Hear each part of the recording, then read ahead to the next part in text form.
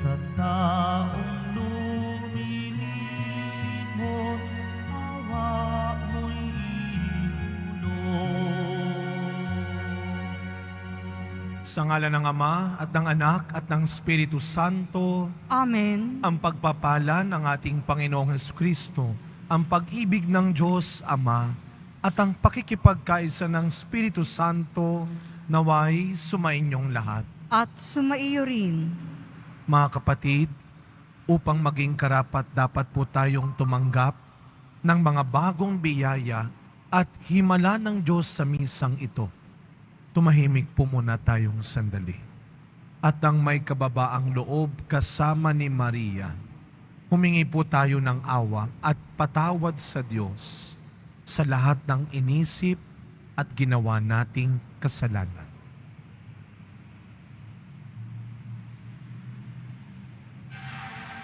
Inaamin ko sa makapangyarihang Diyos At sa inyo, mga kapatid, na lubha akong nagkasala sa isip, sa salita at sa gawa, at sa aking pagkukulang. Kaya isinasamo ko sa mahal na Birheng Maria, sa lahat ng mga anghel at mga banal, at sa inyo, mga kapatid, na ako'y ipanalangin sa Panginoong ating Diyos. Kaawaan tayo ng makapangyarihang Diyos. Patawarin tayo sa ating mga kasalanan at patnubayan tayo sa buhay na walang hanggan. Amen. Panginoon, kaawaan mo kami. Panginoon, kaawaan mo kami. Kristo, kaawaan mo kami. Kristo, kaawaan mo kami. Panginoon, kaawaan mo kami. Panginoon, kaawaan mo kami. Manalangin po tayo. Ama naming makapangyarihan, kalugdan mo po ang aming mga kahilingan at tulungan mo po ang mga nasa kagipitan upang magkaroon ng lakas ng loob na di na masadlak sa mga lumipas kapag nasa piling ng iyong darating na anak. Sa pamamagitan niya, kasama ng Espiritu Santo, magpasawalang hanggan. Amen. Magsiupo muna po ang lahat. Pagbasa mula sa aklat ni Propeta Isaías. Sa araw na iyon, ang lahi ni Hese ay lilitaw ang isang hari tulad ng supling mula sa isang tuod. Mananahan sa kanya ang espiritu ng poon. Bibigyan siya ng katalinuhan at pagkaunawa, ng kaalaman at kapangyarihan, ng karunungan at takot sa Panginoon. Kagalakan niya ang tumalima sa poon. Hindi siya hahatol ayon sa nakikita o batay sa narinig sa iba. Bibigyan niya ng katarungan ang mga dukha. Ipagtatanggol ang karapatan ng mga kawawa. Ang salita niya ay parang tungkod na ipapalo sa malulupit. Ang hatol niya ay kamatayan sa masasama. Katarungan at katapatan ang paiiralin niya sa kanyang pamamahala. Maninirahan ang asong gubat sa piling ng kordero. Matutulog ang leopardo sa tabi ng batang kambing. Magsasama ang guya at ang batang leon. At ang mag-aalaga sa kanila'y batang paslit. Ang baka at ang oso'y magkasamang manginginain. Ang mga anak nila'y magkakatabing matutulog. Kakain ng damo ang leon na animoy toro. Maglalaro ang batang pasusuhin sa tabi ng lungga ng ahas. Hindi maaano ang bata kahit laruin ang ulupong. Walang mananakit o mamiminsala sa nasasaklaw ng banal na bundok. Sapagkat kung paanong puno ng tubig ang karagatan, laganap sa buong lupain ang pagkakilala sa Panginoon. Sa araw na iyon, isisilang ang hari mula sa lahi ni Hese at magiging palatandaan para sa mga bansa. Ang mga bayay tutungo sa banal na lungsod upang parangalan siya at magiging maningning ang kanyang luklukan. Ang salita ng Diyos. Salamat sa Diyos. Mabubuhay siyang marangal at sasagana kailanman. Mabubuhay siyang marangal at sasagana kailanman. Turuan mo yaong haring humatol ng katarungan. Sa taglay mong katarungan, O Diyos, siya'y bahaginan, upang siya'y maging tapat, mamahala sa iyong bayan, at pati sa mahihirap, maging tapat siyang tunay. Mabubuhay siyang marangal at sasagana kailanman. Yaong buhay na matwid sa kanyang kapanahunan, madama ng bansa niya at umunlad habang buhay. Yaong kanyang kaharian ay palawak ng palawak. Mula sa ilog Euphrates, sa daigdig ay kakalat. Mabubuhay siyang marangal at sasagana kailanman. Kanya namang ililigtas ang sinumang tumatawag, lalo yaong nalimot ng mga taong mahihirap. Sa ganitong mga tao, siya'y lubhang nahahabag. Sa kanila tumutulong upang sila ay maligtas. Mabubuhay siyang marangal at sasagana kailanman. Nawa yaong kanyang ngalan ay wag nang malimutan. Manatiling laging bantog na katulad nitong araw. Nawa siya ay purihin ng lahat ng mga bansa. At sa Diyos silang lahat, dumalanging hari nawa. Pagpalain kaming lahat, tulad niyang pinagpala. Mabubuhay siyang marangal at sasagana kailanman. Magsitayo po ang lahat.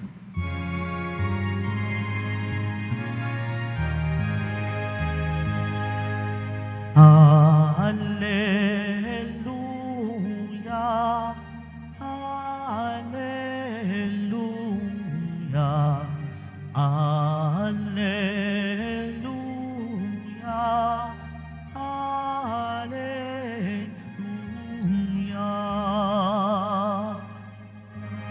Panginoon ay darating, bibigyan niya ng paningin mga bulag na gagaling. Alleluia, Alleluia, Alleluia, Alleluia.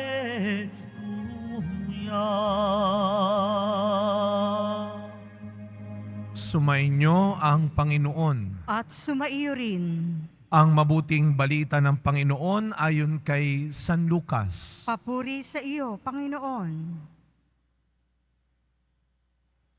Nang oras ding iyon, si Jesus ay napuspos ng galak ng Espiritu Santo at sinabi niya, "Pinasasalamatan kita, Ama, Panginoon ng langit at lupa, sapagkat inilihim mo sa marurunong at pantas ang mga bagay na ito at inihayag mo sa mga taong ang kaloobay tulad ng sa bata.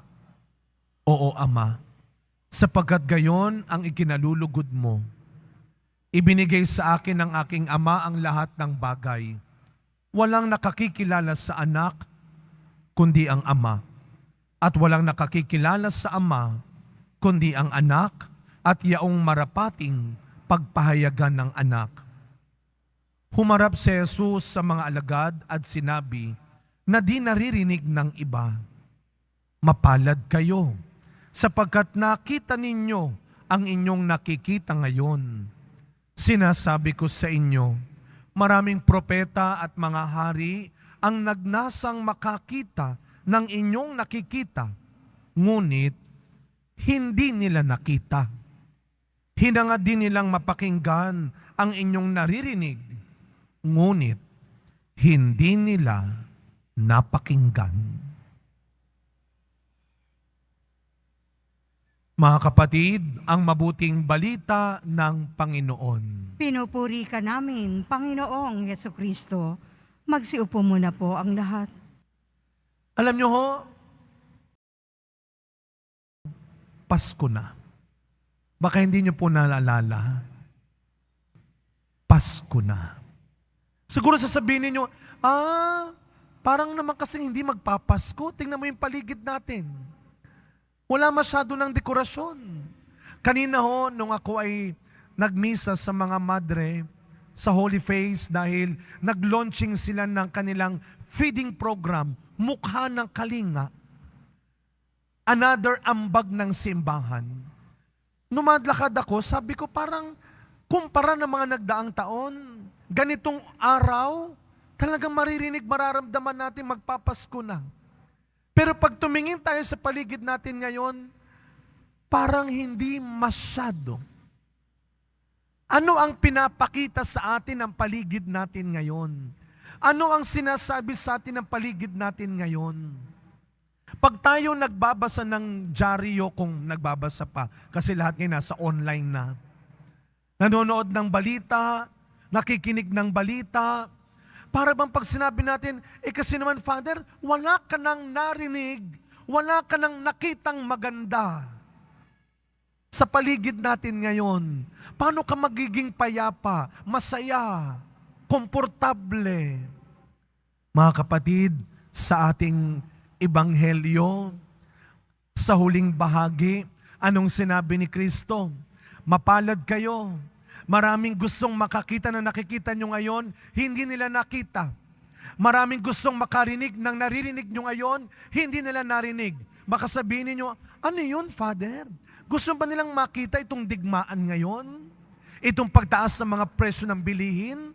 Itong mga kalamidad? Anong maganda dito? Mga kapatid, ang kaginhawaan, ang kabutihan, hindi laging nakasalalay sa sitwasyon at kondisyon ng paligid mo. Yan ay nakadepende rin sa disposisyon ng buhay mo. It is not just about what you see, but how you look at things. Hindi sa kung ano lang ang nakikita mo, kundi sa kung paano mo tinitignan ang mga bagay-bagay sa paligid mo. Kaya nga ano yung sinasabing mapalad ka, nakikita ninyo, sabi ni Kristo sa Ebanghelyo, Ama, pinasasalamatan kita sapagkat inilihim mo ang mga bagay na ito sa marurunong, sa mga pantas, at ito ay ibinigay mo sa mga taong may kalooban kagaya ng isang bata. Ano ang kagandahan sa kalooban ng isang bata? Ang bata daw, una, hindi nagtatanim ng galit. Tingnan niyo yung mga bata, magkaaway ngayon yan. Bukas, magkalaro na naman sila. Samantalang ikaw, ang tanda mo na, ang kaaway mo, nung grade 3 ka pa. Kaya sana, wag mawala ang kalooban ng isang bata. Na hindi yung bata, kabihin natin na walang pera, yung bata mangungulit kasi naniniwala siya, magkakapera ka pa, mabibilan mo pa ako. Kaya nga itong ipagdasal natin, bago matapos ang taon na ito, Lord, bigyan mo ako ng kalooban ng isang bata. Tumitingin, hindi sa kung anong wala, kundi sa kung anong pwede pa. Kaya nga mga kapatid, sa pagpapatuloy na misa natin, sana yung sinasabi sa unang pagbasang, siya ay napuspos ng Espiritu Santo. Sana tayo rin, araw-araw, taglay natin ang Espiritu Santo. What you can do, it is your power. And what others can do to you, it is your choice. And what is that power? The Holy Spirit. Sapagat ang Espiritu Santo ang magbibigay sa atin ng liwanag nang makakita tayo ng kung anong pwede pa, ng kung anong nandyan pa. At sana, wag natin sayangin ang mga naririnig natin. Ang pagkakataong tinatawag tayong magpatawad, tumulong, at magmahal. Araw-araw, ang tunay na pinagpala ay ang taong marunong tumingin, marunong makinig sa tunay na mahalaga. Amen. Magsitayo po ang lahat.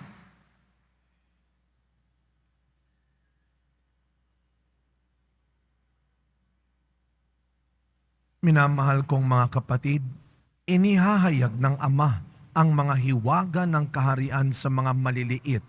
Manalangin tayo sa ating Diyos na nagpapahayag ng pag-ibig sa mga maliliit at mahihina. Ilapit natin ng may pagtitiwala sa mapagmahal na pagkalinga ng ating Ama sa Langit ang lahat ng ating mga pangangailangan. Ang ating pong itutugon, Ama ng mga dukha, dinggin mo kami. Ama ng mga dukha, dinggin mo kami. Ang mga naglilingkod sa simbahan bilang mga obispo, pare at laikong tagapaglingkod, naway magpahayag ng kagandahang loob at pag-ibig sa Diyos, lalo na sa mga dukha. Manalangin tayo. Ama ng mga dukha, dinggin mo kami. Ang mga pinuno ng pamahalaan, naway higit na pagtuunan ng pansin ang mga pangangailangan ng mga pinakaabang mamamayan. Manalangin tayo. Ama ng mga dukha, dinggin mo kami. Ang mga bata, naway makilala ang Diyos sa pamamagitan ng ating mga pagtuturo at halimbawa. Manalangin tayo. Ama ng mga dukha, dinggin mo kami. Ang mga may sakit, naway makatagpo ng ginhawa at kagalingan sa pag-aaruga at pag-aalala ng mga nangangalaga sa kanila. Manalangin tayo. Ama ng mga dukha, dinggin mo kami. Ang mga namayapa na ay makaranas nawa ng walang katapusang kaligayahan sa kaharian ng Diyos. Manalangin tayo. Ama ng mga dukha, dinggin mo kami. Tahimik po nating ipagdasal ang iba pa nating personal na kahilingan. Sama-sama nating ipanalangin ang kapayapaan sa buong mundo, lalo na sa ating bansa, higit sa lahat sa Mindanao. Ipanalangin natin ang kaligtasan ng bawat isa mula sa iba't ibang kalamidad sa ating bansa. Ipanalangin natin ang mga biktima ng mga karahasan at trahedya sa ating bansa at sa buong mundo, lalong-lalo na ang mga bata at ang mga kababaihan. Patuloy nating ipanalangin ng mga kapatid nating walang maayos na makain at tirahan araw-araw. Ama naming maawain, ipinangako ng iyong anak na pagiginhawain kami kapag nahihirapan kami sa aming pasanin. Loobin mo pong lagi kaming makasunod sa kanyang pag-akay at palakasin kami upang maging mga kasangkapan ng kanyang kapayapaan. Hinihiling namin ito sa pangalan ni Kristong aming Panginoon. Amen. Magsiupo muna po ang lahat.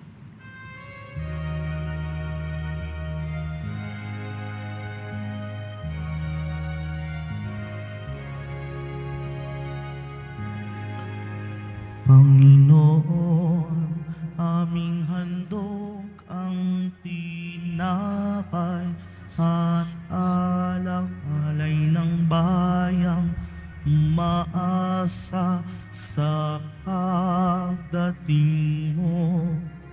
Gayon din aming hinahanda ang aming puso upang dito'y manahan ka sa pagdating mo.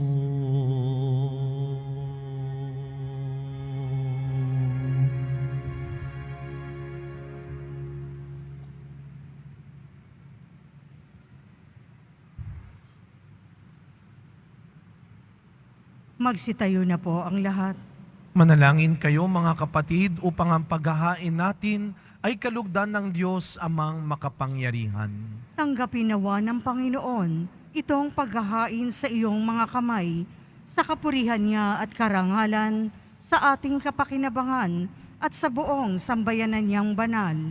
Ama naming lumikha, kalugdan mo po ang aming mga panalangin at alay sa anumang kakulangan ng aming abang na kayanan.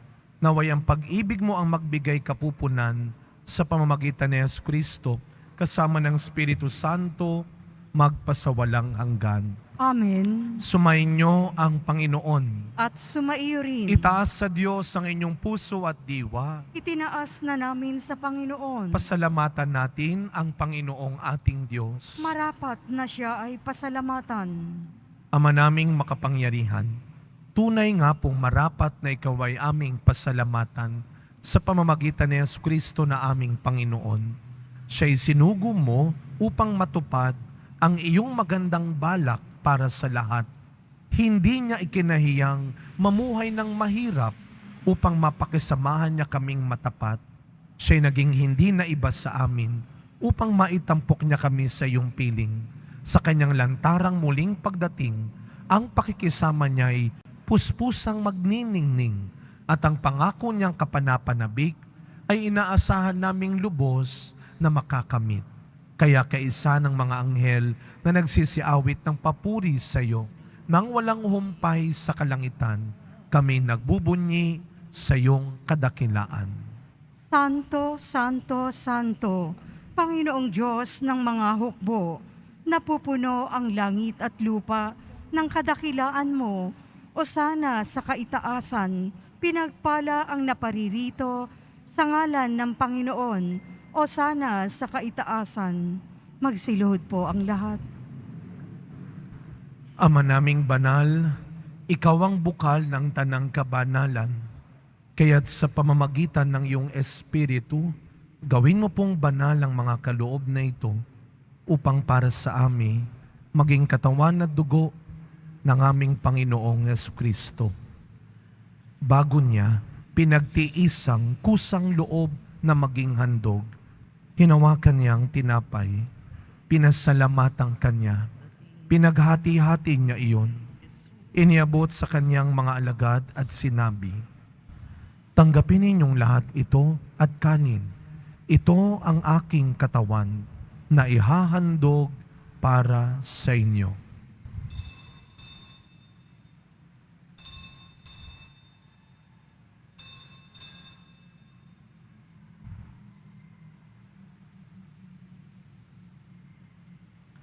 Gayun din naman nung matapos ang hapunan, hinawakan niya ang kalis, muli kanyang pinasalamatan.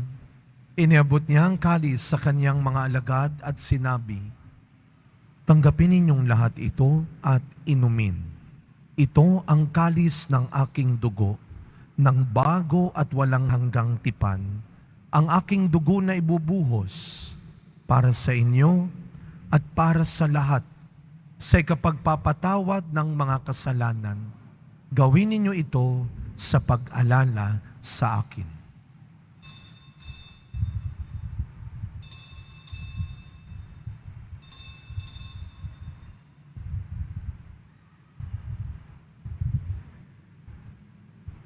Magsitayo po ang lahat. Ang misteryo ng pananampalataya. Si Kristo'y namatay, si Kristo'y nabuhay, si Kristo'y babalik sa wakas ng panahon. Ama, ginagawa po namin ngayon ang pag-alala sa pagkamatay at muling pagkabuhay ng iyong anak. Kaya tinaalay po namin sa iyo ang tinapay na nagbibigay buhay at ang kalis na nagkakaloob ng kaligtasan. Kami po ay nagpapasalamat dahil kami iyong minarapat na tumayo sa harap mo para maglingkod sa iyo. Isinasamo namin kaming magsasalo-salo sa katawan at dugo ni Kristo ay mabuklod sa pagkakaisa sa pamamagitan ng Espiritu Santo. Ama, lingapin mo po ang iyong simbahang laganap sa buong daigdig. Puspusin mo po kami sa pag-ibig kay San Francisco na aming Santo Papa, ni Jose na aming arsobispo at ng tanang kaparian. Alalahanin mo rin po ang mga kapatid naming nahimlay nang may pag-asang sila'y muling mabubuhay, gayon din ang lahat ng mga pumanaw. Tahimik nating ipagdasal ang mga namatay sa pagpapasabog sa Mindanao, ang mga namatay sa mga digmaan, lalong-lalo na ang mga bata at mga kababaihan. At tahimik nating ipagdasal ang mga kaluluwa ng yumaon nating mahal sa buhay. Kaawaan mo po sila at patuloyin sa iyong kaliwanagan. Kaawaan mo at pagindapating kaming lahat na makasalo sa iyong buhay na walang wakas. Kaisa ng mahal na Birheng Maria na ina ng Diyos, ang Imakulada Konsepsyon, ng kabiyak ng puso niyang si San Jose, kaisa ng mga apostol, San Juan Bautista, Padre Pio, Mother Teresa ng Calcutta, at ng lahat ng mga banal na namuhay dito sa daigdig ng kalugod-lugod sa iyo, maipagdiwang nawa namin ang pagpupuri sa ikararangal mo sa pamamagitan ng iyong anak na aming Panginoong Hesu Kristo. Sa pamamagitan ni Kristo, kasama niya at sa Kanya, ang lahat ng parangal at papuri ay sa iyo, Diyos amang makapangyarihan, kasama ng Espiritu Santo, magpasa walang hanggan. Amen. Amen.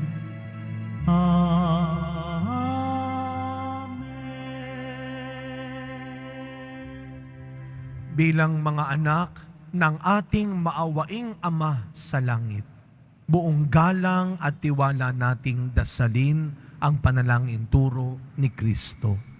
Ama namin, sumasalangit ka. Sambahin ang ngalan mo, mapasa amin ang kaharian mo, sundin ang loob mo dito sa lupa para nang sa langit. Bigyan mo kami ngayon ng aming kakanin sa araw-araw at patawarin mo kami sa aming mga sala para nang pagpapatawad namin sa nagkakasala sa amin. At huwag mo kaming ipahintulot sa tukso at iadya mo kami sa lahat ng masama.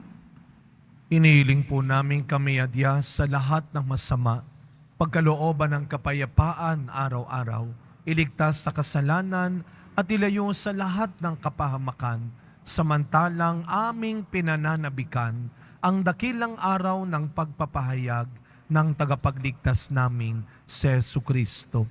Sapagkat iyo ang kaharian at ang kapangyarihan at ang kapurihan magpakailanman. Amen. Panginoong Jesucristo, sinabi mo sa iyong mga apostol, kapayapaan ang iniiwan ko sa inyo. Ang aking kapayapaan ang ibinibigay ko sa inyo.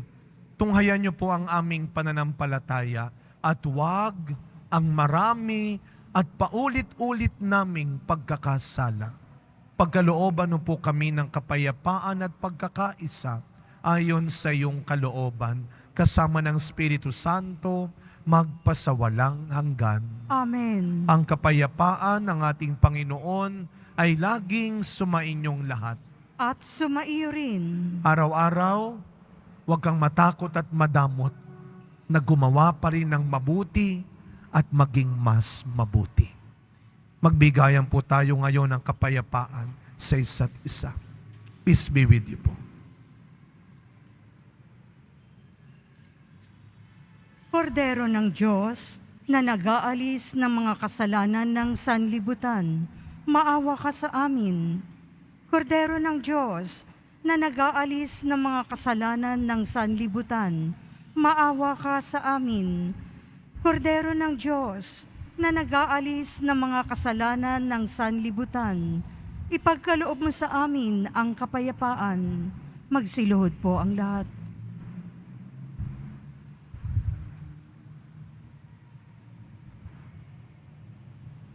Masdan ninyo ang ating Panginoong Hesus Nazareno. Siya ang tunay na nakakakita sa iyo, ang tunay na nakakakilala sa iyo. Ang kordero ng Diyos na nag-aalis ng mga kasalanan ng sanlibutan, mapapalad po tayong lahat na inaanyayahan sa kanyang piging. Panginoon, hindi ako karapat-dapat na magpatuloy sa iyo, ngunit sa isang salita mo lamang ay gagaling na ako.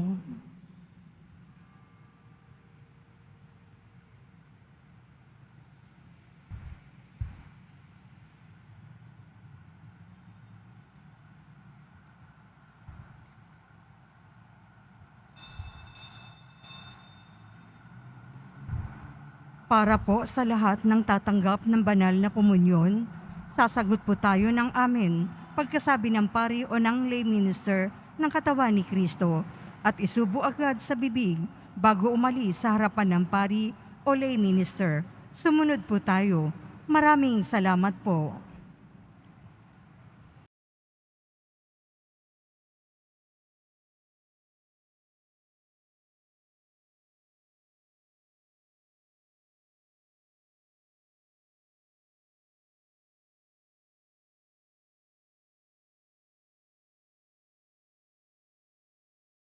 Manalangin po tayo. Ama naming mapagmahal, kaming pinapakinabang mo sa iyong banal na salo-salo, ay turuan mo pong kumilala sa layunin ng iyong mga nilikhang bagay na dapat naming gamitin upang kami ay sumapit sa iyong piling sa pamamagitan ni Jesucristo kasama ng Espiritu Santo magpasawalang hanggan. Amen. Sumainyo ang Panginoon. At sumaiyo rin. Yumuko po kayo habang ginagawad ang pagbabasbas. Mahal na pong Jesus Nazareno, inihayag mo sa pamamagitan ng krus ang walang maliw na pag-ibig ng Diyos sa sangkatauhan. Pakinggan mo po ang kahilingan ng iyong angkan na nagsusumamo sa iyo. Makamtam nawa nila ang iyong katugunan at tanggapin ang kasagutan na may utang na loob na tinatanaw. Basbasan din po ninyo ang mga dala-dala nilang imahen at dasalan. Sa pamamagitan ng bendisyon na ito, naway maalaala nila ang mga pangako nila noon sa binyag, na ikaw ay kanilang iibigin at paglilingkuran bilang Panginoon magpasawalang hanggan. Amen. At naway pagpalain at ingatan ang inyong pamilya ng ating makapangyarihang Diyos, Ama, Anak, at Espiritu Santo. Amen. Tapos na po ang ating pagdiriwang, humayo kayong taglay ang kapayapaan ng Poong Jesus Nazareno. Salamat sa Diyos.